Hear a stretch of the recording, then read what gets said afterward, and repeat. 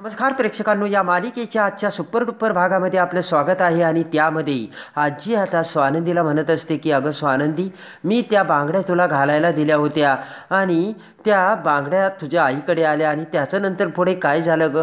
स्वानंदी म्हणते की पुढे तिने काय केलं नाही हे मला नाही माहिती आजी, पण माझी आई ना एवढी वाईटसुद्धा नाही आहे, पण तिने असं का केलं ना तेच मला काही कळत नाही. स्वानंदी म्हणते की या सगळ्यांचा विचार करू करू आजी माझं डोकं आता बधीर झालंय, काय करावं ना तेच मला काही समजत नाही. आजी म्हणते की म्हणूनच मी तुला सांगते अगं स्वानंदू, तू विचार करू नकोस आणि विचार केल्याने जे झालंय ते काही बदलणार आहे का, मला सांग बरं तू. आजी म्हणते झालं असेल तुझ्या आईकडून, अगं माणसांकडून चुका होतातच. आजी म्हणते की हे बघ मी नाही का समजून घेतलं. तेव्हा आता स्वानंदी म्हणते की पण समर हे घेतील का? तर आजी म्हणते की अगं त्या पिंट्याचं जाऊ दे बरं, त्याचं तू सोडून दे. आजी म्हणते की म्हणून तुला वाईट वाटतं ना, पण माझा पिंट्याना मनाना तसा खूप चांगला आहे. आजी म्हणते की पण स्वानंदी तुमचं आत्ता कुठे नातं जुळलं ना, त्यामुळे पिंट्याचं मन दुखावलं गेलं ग. आत्ता कुठे तुमचं नातं जुळलं आणि तुम्ही एकत्र आलात. आणि आजी म्हणते की हे बघ तू सुद्धा आता खरी वाग स्वानंदी, आणि मुद्दाम कोणासाठी तू काही करायला जाऊ नकोस स्वानंदी. तुला काहीच करण्याची गरज नाही अगं स्वानंदी, तुझा चांगुलपणा आहे ना तोच सगळं काही करेन. स्वानंदीच्या गालाला हात लावत आजी म्हणते स्वानंदू अगं तू वेळ घे, फार तर 6 महिने वेळ घे, काही हरकत नाही माझी, आणि मग तू सगळ्यांची मनं जिंकून टाक स्वानंदी, असा सल्ला आता आजी स्वानंदीला देते. आजी म्हणते हे बघ स्वानंदी, मला खात्री आहे की तू हे नक्की करशील आणि एक ना एक दिवस तुझ्यातल्या चांगुलपणाला तू सगळ्यांना जिंकून दाखवशील स्वानंदी, असे आता आजी स्वानंदीला बोलते. आजी म्हणते तू काही काळजी करू नको, मी सगळ्यांवर लक्ष ठेवून आहे स्वानंदी. स्वानंदी आजीला हात जोडते. हसतच आजी म्हणते काय करतेस, आणि पटकन आजी स्वानंदीला मिठी मारत म्हणते की अगं तू काळजी करू नकोस, मी आहे. आणि इकडे आता आदिरा तिच्या रूममध्ये जाते तर आदिराला खूप गरम होत असतं आणि आदिरा तिचं सामान ठेवू लागते. तर तेवढ्यात रोहन आता फ्रेश होऊन आदिराकडे येतो. आदिरासमोर बसत आता रोहन त्याच्याकडचा छोटासा फॅन आदिरासमोर धरतो आणि म्हणतो गरम होतंय ना.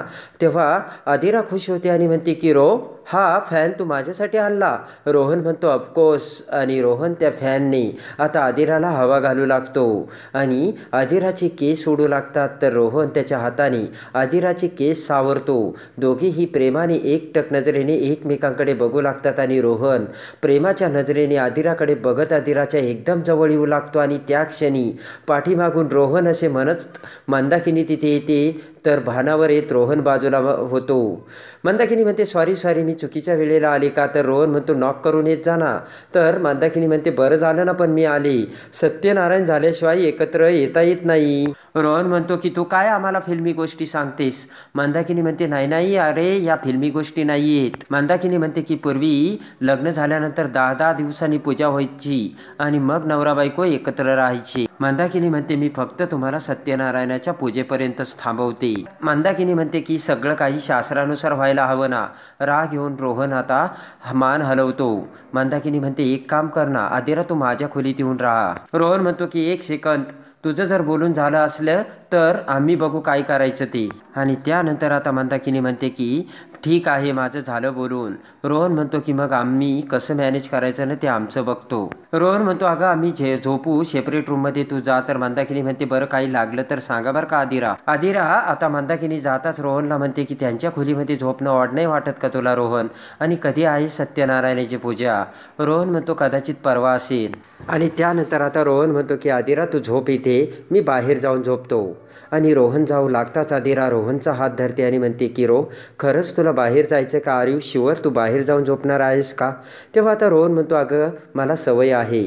आणि रोहन जाऊ लागतो. तर आदिरा आता रोहनला मिठी मारते आणि म्हणते की रोहन अरे ऐक ना, मी आल्यापासून बघते तू आईवर एवढं का चिडतोयस? बाबा पण चिडतायत, एवढं चिडायला नाही पाहिजे, आणि झाली त्यांच्याकडून मिस्टेक. तेव्हा आता रोहन म्हणतो सांग ना मला एखाद्याने किती वेळा चूक करायची असते आदिरा? रोहन म्हणतो एंगेजमेंटमध्ये बघितलं ना तू तिने काय केलं ते आदिरा, आणि तिच्या प्रत्येक चुकीमध्ये आम्ही सगळेजण सफर करतो. रोहन म्हणतो की आम्हाला वाटलं होतं की मागे जाऊन ती काहीतरी शिकेल, पण तसं काहीच नाही.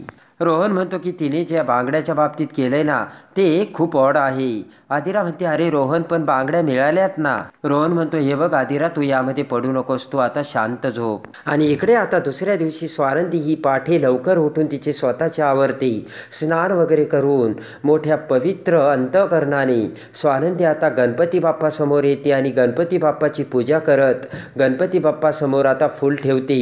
रोहिणी मेड आता ते सगळं बघत असते आणि गुलमोहराच्या फुलांनी आता गणपती बाप्पाच्या पायाजवळ ठेवून गणपती बाप्पाला सजवून खऱ्या अर्थाने स्वानंदीने आता राजवाड्यांच्या घरामध्ये एकदम भक्तिमय वातावरण तयार केलेलं असतं. आणि त्यानंतर आता आरतीचे ताट गणपती बाप्पाला ओवाळून स्वानंदी गणपती बाप्पाची पूजा करते. आणि तेवढ्यात आता आरती घेत स्वानंदी ही गणपती बाप्पासाठी घंटी वाजवू लागते. त्या आवाजाने इकडे आता अर्पिताला जाग येते. घाबरतच अर्पिता म्हणते की अगं मम्मा काहीतरी वाजतंय, काही आलं की काय कोण घरामध्ये.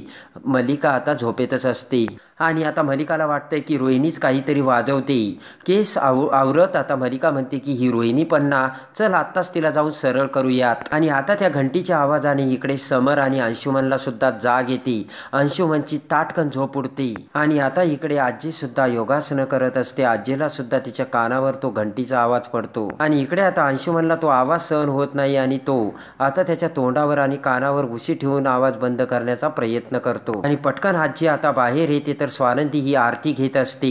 ते बघून आजीला खूप आनंद होतो आणि पटकन आजी गणपती बाप्पाच्या पाया पडते. आणि त्या आवाजाने आता अंशुमनला जाग येते. रागाने अंशुमन उठून बसतो आणि म्हणतो कोण वाजवते ही घंटी. आणि इकडे आता समर सुद्धा उठून बाहेर येऊ लागतो आणि उशी फेकून देत रागाने अंशुमन देखील आता बाहेर येतो. आणि आरती संपल्यानंतर आता मोठ्या मनोभावे स्वानंदी ही आरतीचे ताट गणपती बाप्पा समोर धरून गणपती बाप्पाच्या पाया पडते. आजी खूप खुश झालेली असते. आणि एवढ्या तिकडे सकाळ होता क्षणी आदिराच्या रूममध्ये सुस्मिता येत म्हणते की वहिनी गुड मॉर्निंग. अगं सकाळ झाली, उठ ना, नाही तर आई येईल बरं का तुला उठवायला. आणि इकडे आता काय यार असे म्हणत आळस देऊन आदिरा उठते. आदिराचे डोळे झाकलेलेच असतात.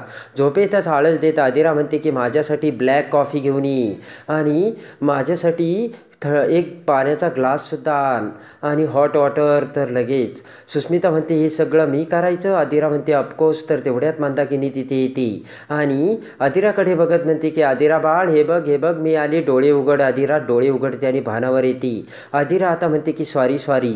आता मंदाकिनी म्हणते की अगं तुझा पहिलाच दिवस आहे ना, होईल सवय हळूहळू, पण आमच्याकडे असे उठल्या उठल्या काही मिळत नाही बरं का. आणि सकाळी लवकर उठायचं, आंघोळ करायची, देवाची पूजा करायची, दारासमोर उठल्यानंतर आंघोळ करून रांगोळी काढायची, सगळ्यांसाठी नाश्ता बनवायचा. ही सगळी कामे मंदाकिनी आता आदिराला सांगते. मंदाकिनी म्हणते की घरातलं सगळ्यांसाठी सगळं करायचं, त्यामुळे कामावर बाहेर जाणारी माणसे अगदी दिवसभर आनंदात राहतात. मंदाकिनी म्हणते तसंही आदिरा तू खूप हुशार आहे बरं का, तुला सगळं जमेल. आता मंदाकिनी म्हणते की चल लग्न झाल्यानंतर ना एक छोटे छोटे खेळ खेळायचे असतात आणि मग हळद उतरायची असते आणि त्यानंतर पुन्हा आंघोळ करायची असते. चल बरं आदिरा उठा चला आपल्याला खूप काही करायचंय. आणि तेवढ्यात आता रागाने अंशुमन खाली येतो. आता स्वानंदी ही आरती ही सगळ्या घरात पसरवत असते. रोहिणी समोर उभी असते. रागाने अंशुमन रोहिणी समोर येत म्हणतो की रोहिणी इडिएट, तुला माहिती आहे ना घरातले सगळेजण उशिरा उठतात, मग कोण घंटी वाजवत होतं, मूर्ख कुठली. तर स्वानंदी आता अंशुमनकडे बघते आणि तेवढ्या स्वानंदी म्हणते की पूजा मी करत होते आणि घंटी मी वाजवत होते, प्लीज तू तिला बोलू नकोस. तर तेवढ्यात मल्लिका अर्पिता समर तिथे येतात. रागाने अंशुमन स्वानंदीकडे बघत स्वानंदीकडे येतो आणि म्हणतो कशासाठी, काही गरज आहे पूजेची. स्वानंदी म्हणते म्हणाले ना मी पूजा करत होते म्हणून. तेव्हा आता अंशुमन म्हणतो की मग आवाज न करता करायची होती पूजा, आम्हाला सकाळी आवाज चालत नाही. समर मल्लिका ती सगळं बोलणं ऐकत असतात आणि अंशुमन म्हणतो दादाला तर भयंकर राग येतो, विचारतो त्याला. पटकन आता मल्लिका ही समरकडे येते. आता मल्लिका म्हणते की ॲक्च्युली समर तुला राग आला असेल, पण अगोदरच आम्ही स्वानंदीला सांगायला हवं होतं. आणि आता मल्लिका म्हणते की तेव्हा समर प्लीज तू तिला सांग. अंशुमन आता समरकडे बघत म्हणतो की दादा आपल्या घरात काय चालतं काय नाही हे तू प्लीज वहिनीला सांग. अंशुमन म्हणतो की मग तिला हेही सांग सकाळी उठून आवाज करून आमची झोपमोड करू नकोस म्हणून. आता रागाने आजी आता अंशुमन समोर येत म्हणते की काय रे अंशू, ती काय आवाज करत नव्हती, भोंगा वाजवत नव्हती, देवासमोर घंटी वाजवत होती. आजी म्हणते की आपलं घर एवढ्या पवित्र वातावरणाने किती आनंदून गेलंय बघ, आणि उलट तिने हे सगळं केलं तर तिचं कौतुक करायचं की उलट तिच्यावर ओरडायचं, कळते की नाही तुम्हाला, असे आजी आता अंशुमनला बोलते. आजी म्हणते अंशुमन तुला लाज वाटायला पाहिजे, वहिनीशी असं बोलतात का. आजी म्हणते की बरं तरी या निमित्ताने आज तुम्ही लवकर जागे झालात, नाही तर शेवटचा सूर्य कधी उगवला होता हे तुम्ही पाहिलं होतं का. आजी म्हणते ही मुलगी आल्या आल्या तिने पूजा सुरू केली आणि त्यामुळे वातावरण पवित्र झालंय, आणि मग तुला कटकट कशाला करायची गरज आहे. अंशुमन म्हणतो आजी एवढ्या वर्षात आपल्या घरात असं काही झालं नाही ना. आजी म्हणते की अरे पण आता होतंय ना, आणि मग त्यासाठी आनंदाने सहभागी व्हायचं की अशी तक्रार करत राहायचं. अंशुमन आजी म्हणते कुळधर्म कुळाचार हे सगळं आपण करायला हवं होतं, आणि आपण तर कधी केलं नाही. कधी आपण देवापुढे हात जोडले का अंशुमन, असे आजी आता अंशुमनला बोलते. आणि ही स्वानंदी स्वतःहून पूजा करतात तर तिलाच तुम्ही बोलता काय. आणि आजी म्हणते की या अशा नाजूक नाजूक गोष्टीवरून स्वानंदीला बोललेलं मला चालणार नाही अंशुमन. ते ऐकताच आता मलिका अंशुमनला मोठा धक्का बसतो, आणि आजी म्हणते स्वानंदी तू कर दररोज पूजा आणि मी बघते कोण काय करतंय ते. आता आजी आणखीनच अंशुमनवर भडकते. तेव्हा मलिका म्हणते की आजी अंशुमनवर कशाला एवढं चिडताय, काल रात्री आपण सगळेच उशिरा झोपलो ना, सगळेच दमलो होतो. मलिका म्हणते त्यामुळे सगळ्यांना थोडासा आराम व्हायला हवा, आणि म्हणून तो बोलला आणि म्हणून त्याची चिडचिड झाली, बस एवढंच. आणि आजी म्हणते की तसंही ती सकाळी लवकर उठून पूजा करते, तेव्हा तुम्हाला लवकर उठायला काय झालं, तर मलिकाची बोबडी वळते. आजी अंशुमनकडे बघते आणि म्हणते कधी कधी पाठी लवकर उठून अशी देवाची पूजा करावी, म्हणजे मन कसं प्रसन्न राहतं. आजी म्हणते आणि रागावर सुद्धा ताबा राहतो, कळलं का अंशुमन. मलिका म्हणते आजी आई तुम्ही अगदी बरोबर बोललात, आणि अंशू तू आजीला सॉरी म्हण. आणि मोठे डोळे करत मलिका अंशुमनकडे बघते तर अंशुमन आजीला सॉरी म्हणतो.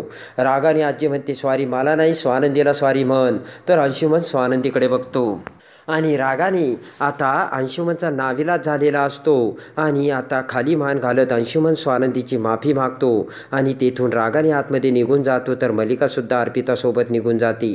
समरही आतमध्ये जाऊ लागतो. आजीला इकडे खूप आनंद झालेला असतो. आजी म्हणते की कसं पोरीने एका दिवसात वातावरण आनंददायी करून टाकलं.